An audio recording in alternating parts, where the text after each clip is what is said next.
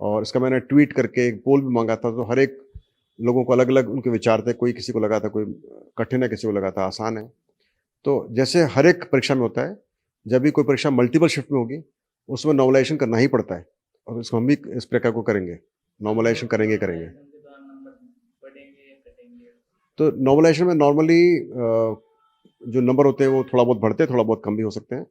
तो इसके लिए हर एक अभ्यर्थी को तैयार रहना चाहिए, और ये बहुत ही वेल एस्टेब्लिश्ड एक प्रैक्टिस है, एक प्रॉपर इसका फॉर्मूला होता है जो हम बाद में बताते भी हैं, जिसका हम इस्तेमाल करते हैं। तो इसलिए आप बेफिक्र रहें कि सभी को एक लेवल प्लेइंग फील्ड मिलेगी, उसके आधार पर ही इसके परिणाम घोषित किए जाएंगे। सर, सीईटी परीक्षा के दौरान कई अभ्यर्थियों ने आरोप लगाया कि उनके सेंटर दूर दे दिए गए। क्या कर्मचारी चयन बोर्ड की तरफ से कोई आंकड़ा है जिसमें होम डिस्ट्रिक्ट अभ्यर्थियों को दिए गए हैं, कोई आंकड़ा है? तो उनके आरोप गलत नहीं है अभ्यर्थियों के कि उनको सेंटर दूर मिला। ऐसे कई जगह हैं, जैसे सांचौर है, जालौर है, बांसवाड़ा, जहाँ पर कि हमने सेंटर नहीं रखे थे, और ऐसे अभ्यर्थियों को काफ़ी दूर सफ़र करना पड़ा। लेकिन हमारे स्टाफ का एक प्रयास था, हमारा एक प्रयास था कि जितना हो सके सभी को गृह जिला मिला जाए, खास करके जो फिजिकली हैंडीकैप्ड हैं या दिव्यांगजन उनको बोलते हैं अपन, या जो हमारी महिलाएं हैं। प्रयास रहा, मगर उसके बावजूद भी चूंकि हमने इस बार कोशिश की थी कि जो सेंटर्स हम लें वो सब अच्छे हों, और कोई भी सेंटर सी और डी कैटेगरी का ना हो। हमने ए और बी कैटेगरी का निर्धारित किया था। उसकी वजह से हर एक सिटी में थोड़े सेंटर कम थे, और इसलिए फिर जहाँ पर सेंटर ज़्यादा थे वहाँ पर लोगों को जाना पड़ा। इससे काफ़ी तकलीफ है, उसका मुझे खेद भी है, और मैं उम्मीद करता हूँ कि इसको परीक्षार्थी दिल में नहीं बैठाएंगे अपने। अगली बार हम प्रयास करेंगे, अगली परीक्षा के अंदर जो 12वीं सीईटी 12th की है, जिसमें ज़्यादा से ज़्यादा बच्चों को उनका गृह जिला मिले, ऐसा हमारा प्रयास है। हम अगली परीक्षा को वैसे भी 6 पारियों में करा रहे हैं, तो मुझे उम्मीद है कि वैसे भी थोड़ी परेशानी कम हो जाएगी। और जहाँ तक बसों का सवाल है, हमने परिवहन विभाग से इसके लिए मतलब आरएसटीसी-डीसी को हमने रिक्वेस्ट किया था, रोडवेज ट्रांसपोर्ट कॉर्पोरेशन को, मगर उनके पास भी शायद बसों की कमी थी, जिसकी वजह से ज़्यादा तकलीफ उठानी पड़ी। पर मैं अभी भी मिलकर आ रहा हूँ आरएसटीसी के चेयरमैन साहब से, और मुझे उम्मीद है कि अगली परीक्षाओं के अंदर ये तकलीफ थोड़ी कम होगी। किसी स्कूल के अंदर ऐसा प्रकरण हुआ था कि वहाँ पर किसी अभ्यर्थी को जनेऊ पहन रखा था, उसको किसी पुलिस वाले ने उतार दिया था, उतरवा दिया था। उसके बाद वो प्रिंसिपल मैडम ने भी बोला था कि ये अलाउड नहीं है। तो ऐसे प्रकरण अक्सर हो जाते हैं, जबकि हम इसके बहुत अच्छे क्लियर कट नियम बनाते हैं, और कई बार जो इन्विजिलेटर्स होते हैं या जो पुलिस वाले होते हैं, वो उसको अपने हिसाब से इंटरप्रिटेशन करते हैं। उनकी भावना गलत नहीं होती। मैं नहीं समझता किसी की भावना गलत थी, किसी के खिलाफ थी, या किसी का ऐसा इच्छा थी कि किसी की धार्मिक आस्था को ठेस पहुंचाया जाए। उन्होंने चूंकि लिखा हुआ है ड्रेस कोड के अंदर कि जो ताबीज या कंडे इनको भी निकाला जाएगा, मंगलसूत्र तो वो लिखा हुआ है उसके अंदर। उनकी गलती नहीं है, किसी भी कर्मचारी की गलती नहीं है। लेकिन ये क्यों लिखा हुआ है इसको भी समझना बहुत ज़रूरी है।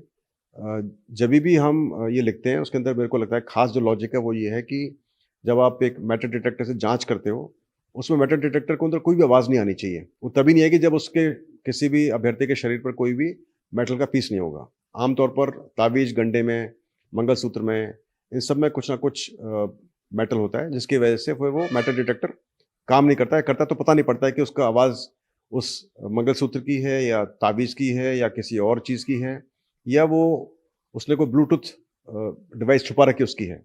इसी वजह से ये लॉजिक लगाकर ये ड्रेस कोड दिया गया है। जहाँ तक एक इसको बोलते हैं जनेऊ का सवाल है, तो जनेऊ के अंदर तो सूत के धागे का बना होता है, और उसमें कोई मेटल नहीं होता है।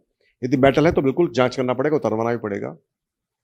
तो मुझे लगता है इसको उस पुलिस वाले की या उस स्कूल प्रिंसिपल की दुर्भावना से नहीं लिया जाना चाहिए। उन्होंने अपना काम किया, अपने हिसाब से जो उनको लगा नियम उन्होंने उचित किया, उसमें उनका कोई दोष नहीं है। यदि किसी की धार्मिक भावना को ठेस लगा हो तो वो भी लगना नहीं चाहिए, क्योंकि ऐसा कोई उनका मकसद नहीं था। और इसको जनेऊ को मंगलसूत्र से कंपेयर करना भी उचित नहीं, क्योंकि मंगलसूत्र आमतौर पर किसी मेटल का बना होता है, और उसको जाँच करने के लिए उतारना ही पड़ता है। तो मैं आप सभी से आपके माध्यम से अनुरोध करूँगा सभी अभ्यर्थियों को कि वो पूरा कोऑपरेट करें, और इन चीज़ों को अपने दिल में ना ले जाएँ। जब आप एयरपोर्ट पे जाते हैं तो आपको भी एयरपोर्ट में जब पूरा जाँच की जाती है तो आपको सारे मेटल की चीज़ें हटानी पड़ती हैं, चाहे वो आपके धर्म से जुड़ी हों, चाहे ना जुड़ी हों। तो इसको अपन अन्यथा ले लें, और आमतौर पे और मैंने उसके बाद जाँच भी किया तो मुझे पता लगा है कि आप अपने जनेऊ को उतार सकते हैं, अपने घर पे रख सकते हैं, मंदिर में या पूजा की जगह पर, और बाद में आके पहन सकते हैं। तो ऐसा कोई आवश्यक नहीं है कि आपको जनेऊ पहनकर एग्ज़ाम देना हो। लेकिन इन सब बातों का बहुत ज़्यादा बड़ा मतलब नहीं है। हमारा मकसद होना चाहिए कि हम एग्ज़ाम को अच्छे से कंडक्ट करा सकें, और ये बिना कोऑपरेशन के सभी अभ्यर्थियों के संभव नहीं है। तो मैं आप सबसे अनुरोध करूँगा कि आप इन चीज़ों को अपने दिल में ना ले जाएँ और फ़ोकस करें अपने एग्ज़ाम के अंदर और एग्ज़ाम देने में। 27-28 तारीख को हुई थी, उसमें हमारे पास अभी कोई सूचना ऐसी नहीं है कि जहाँ पर किसी अभ्यर्थी को कुछ चीटिंग करते, गलत काम करते पकड़ा गया हो। ये मुझे बहुत ही खुशी की बात है बल्कि ये कि ये बिल्कुल शांतिपूर्वक संपन्न हुई। इस परीक्षा के दौरान कुछ बच्चों को एक्सीडेंट हुआ, उनकी जानें गईं, उसका हमें बहुत खेद है, और मैं ईश्वर से प्रार्थना करता हूँ कि इनकी आत्मा को शांति मिले। और मैं आपके माध्यम से अनुरोध करूँगा सभी अभ्यर्थियों को, उनके अभिभावकों को, उनके पेरेंट्स को, कि जब भी कभी आप सेंटर जाएँ, चाहे आप अपने सिटी में जा रहे हों, चाहे आप कहीं दूर जा रहे हों, यदि आप टू व्हीलर पर हैं तो हेलमेट का ज़रूर इस्तेमाल करें। यदि आप किसी गाड़ी में जा रहे हों, बस में जा रहे हों, या जहाँ खुद आपके पास कंट्रोल है ड्राइवर का, गाड़ी का, तो थोड़ा सावधानीपूर्वक चलाएँ। और सबसे अच्छा ये होता है कि आप टाइम से निकल जाएँ अपनी परीक्षा के लिए, ताकि आपको जल्दीबाजी नहीं करनी पड़े, आपको तेज़ गाड़ी नहीं चलानी पड़े, और आप टाइम से पहुँच जाएँ।